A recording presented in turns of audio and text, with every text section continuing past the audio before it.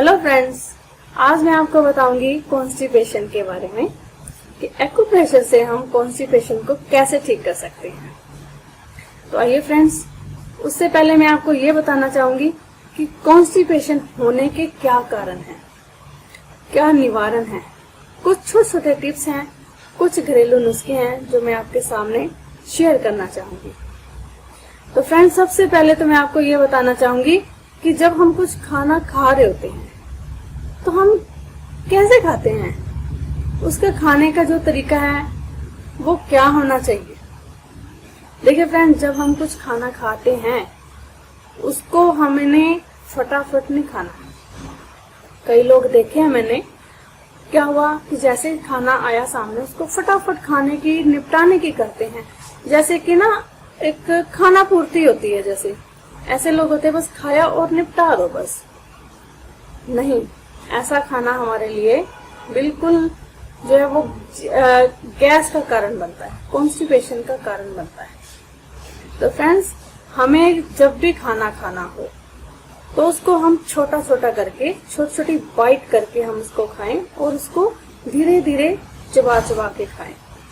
जितना हम उसको चबा चबा के खाएंगे वो क्या होगा, हमारे जो मुंह के अंदर जो सलाइवा है, लार है, यही हमारे भोजन के जरिए अंदर जाएगी और यही लार ही हमारे भोजन को पचाने का काम करती है।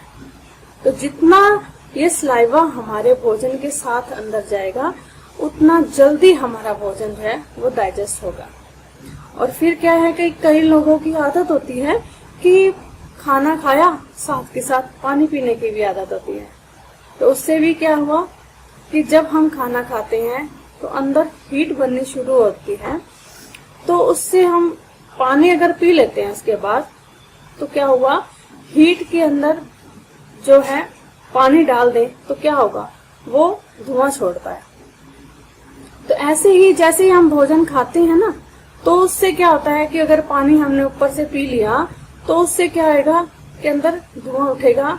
इट मीन्स वो एक गैस का कारण बनेगा, जिससे हमारे को डकार आनी शुरू हो जाती है, या फिर वही गैस हमारे जो सिर के ऊपर चढ़ती है तो यही फिर सिर दर्द का कारण बनती है। तो फ्रेंड्स, जब भी हम खाना खाएं तो 1 घंटे बाद पानी पिए, साथ के साथ ना पानी पिए।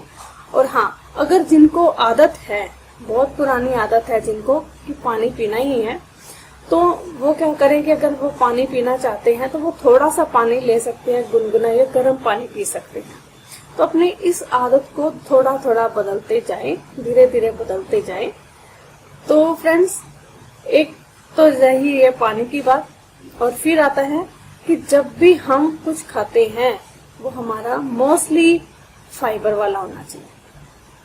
हम क्या है, मैदे की जो चीजें होती हैं उनको ज्यादा पसंद करते हैं, तो जो ये हमारे शरीर के लिए बिल्कुल भी सही नहीं है। जितना हो सके हमें फाइबर वाली चीजें लेनी चाहिए, या मोटा अनाज। जब हम कुछ चपाती बनाते हैं तो वो हमारा जो आटा है वो भी हमारा मोटा ही होना चाहिए। बारीक पिसा हुआ आटा भी हमारे लिए ठीक नहीं है। तो फ्रेंड्स, जब भी हम कुछ खाएं फाइबर वाला, या फिर पानी जो है वो हमें बहुत ज्यादा मात्रा में लेना चाहिए, या लिक्विड वाली चीजें हैं जो वो ज्यादा लेनी चाहिए, जिससे हमारी कॉन्स्टिपेशन ठीक रहेगी। और फिर फ्रेंड्स, उसके बाद आता है कि हमें फ्रूट्स में क्या लेना चाहिए। फ्रूट्स में भी हमें फाइबर वाले जो फ्रूट्स हैं वो ज्यादा हमें खाने चाहिए, जैसे कि सेब। और फिर आता है उसके बाद पपीता। पपीता हमारी कॉन्स्टिपेशन को ठीक करने में बहुत हेल्पफुल है। और फिर है अमरूद, चीकू और ऑरेंज हो गया। जैसे ऐसे फाइबर वाले जो फ्रूट्स हैं वो हमें ज्यादा खाने चाहिए। और फिर उसके बाद है, अगर देखा जाए सैलड में अगर हम खाएं तो खीरा खाएं, मूली खाएं, या गाजर खा सकते हैं। और हाँ फ्रेंड्स, एक बात और, हम जब भी खाना खाएं, खाना खाने के साथ हम सैलड का यूज ना करें। हम सैलड खाने के साथ ना खाएं, हम उससे पहले खा सकते हैं, क्योंकि जब भी हम खाना खा रहे होते हैं तो वो पका हुआ भोजन होता है।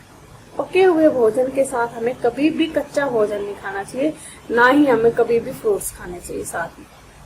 तो फ्रेंड्स, जब भी हम कच्चा खाएं तो कच्चे के साथ हमें कच्चा खाएं और पके हुए भोजन के साथ हमें हमेशा पका हुआ ही भोजन खाना चाहिए। तो ये तो थे छोटे छोटे टिप्स। तो फ्रेंड्स, अब मैं बताऊंगी कुछ घरेलू नुस्खे हैं जिससे हम अपने आप को ठीक कर सकते हैं। वो है, सबसे पहला तो जब भी हम खाना खाते हैं, जिनको बहुत पुरानी जो है कॉन्स्टिपेशन है, उनके लिए क्या है, एक तो सबसे बड़ा जो अच्छा है वो है हमारा इसबगोल। जब हम खाना खाएं 1 घंटा पहले हम उसको 1 चम्मच इसबगोल लें और गुनगुने पानी के साथ उसको हम खा लें। उसके बाद हम खाना खाएं। और फिर आता है गुलकंद। गुलकंद को खाएं, 1 चम्मच गुलकंद लें और 1 गिलास जैसे गर्म दूध लें। उसके साथ हम गुलकंद को हम खाएंगे, जैसे खाएंगे, रात को ये खाना है तो फिर हम सुबह जल्दी फ्रेश हो जाएंगे इससे, गुलकंद के साथ। और फिर आता है उसके बाद त्रिफला। त्रिफला जो है वो हमें रात को 1 चम्मच पानी में भिगो दें। सुबह वही पानी, त्रिफले वाला पानी, उसको थोड़ा गर्म करें तो फिर वही हमें थोड़ा गुनगुना जैसे हम पी सकते हैं। छान के उसी पानी को हम गुनगुना पी लें। इससे भी हमारा पेट साफ रहेगा, कॉन्स्टिपेशन बिल्कुल हमारी ठीक होनी शुरू हो जाएगी, बिल्कुल ही हमें कॉन्स्टिपेशन नहीं रहेगी। और फिर कुछ एक्यूप्रेशर के मैं आपको पॉइंट्स हैं वो बताना चाहूंगी। तो सबसे पहले क्या है कि हमारे जो ये स्मॉल फिंगर है, दोनों हाथों की स्मॉल फिंगर का ये जो वात जॉइंट है ना, इसके ऊपर आपने क्या करना है, मेथी पट्टी बांधनी है। आपने इस तरह से आप एक मेथी पट्टी बनाए, ठीक है फ्रेंड। इसको आपने क्या करना है, इस स्मॉल फिंगर के वात जॉइंट के ऊपर आपने इस तरह से आपने पट्टी को बांधना है, ठीक है फ्रेंड्स। और सेम इधर दूसरे हाथ पे भी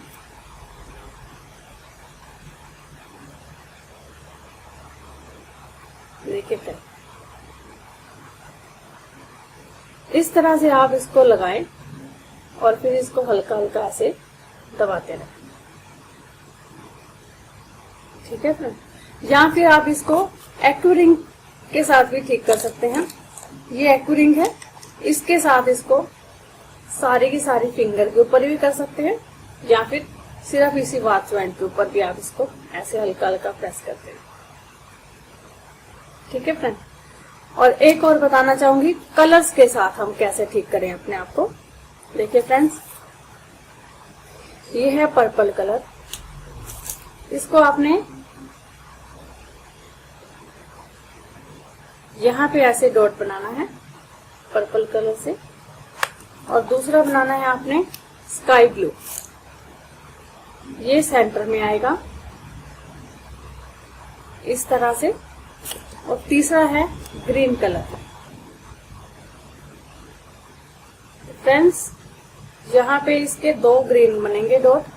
देखिए फ्रेंड्स, ये है हमारा जामनी, ये स्काई ब्लू है हमारा, ये 2 डॉट है हमारे ग्रीन है। इस तरह से अगर आप हर रोज लगाते हैं कलर्स, इससे आपको काफी हद तक, क्या कुछ दिनों में ही आपको कॉन्स्टिपेशन से निजात मिल जाएगा। तो फ्रेंड्स, ये आप करके देखें, मेथी पट्टी या फिर ये कलर्स, दोनों में से कोई भी आप कर सकते हैं। इससे आप अपने आप को बिना किसी दवाई से अपने आप को ठीक कर सकते हैं। तो फ्रेंड्स, ये आप यूज करें। और आप इस वीडियो को अगर आपको अगर जानकारी अच्छी लगी है तो यही अगर आप दूसरों को शेयर करते हैं, तो जिन लोगों को नहीं मालूम है तो वो भी इस जानकारी से अवेयर होंगे, तो वो भी अपने आप को इस तरह से बचा सकते हैं। सिर्फ कॉन्स्टिपेशन से ही नहीं फ्रेंड्स, कॉन्स्टिपेशन से जो हमें कई तरह की जो बीमारियां होती हैं, क्योंकि ये सभी बीमारियों की जो जड़ है ये कॉन्स्टिपेशन है। जितनी भी हम बड़ी बड़ी बीमारियां हम सुनते हैं, हार्ट की हो गई, जैसे हार्ट अटैक हुआ, या जिनका बीपी हाई हो जाता है, जो भी हमें बीमारियां बड़ी बड़ी हम सुनते हैं, उन सब का जो मूल कारण है वो कॉन्स्टिपेशन है। तो हम बड़ी बड़ी बीमारियों से सिर्फ कॉन्स्टिपेशन को ठीक करके हम ठीक हो सकते हैं। फ्रेंड्स, ये सभी के साथ आप शेयर जरूर करें। Thank you.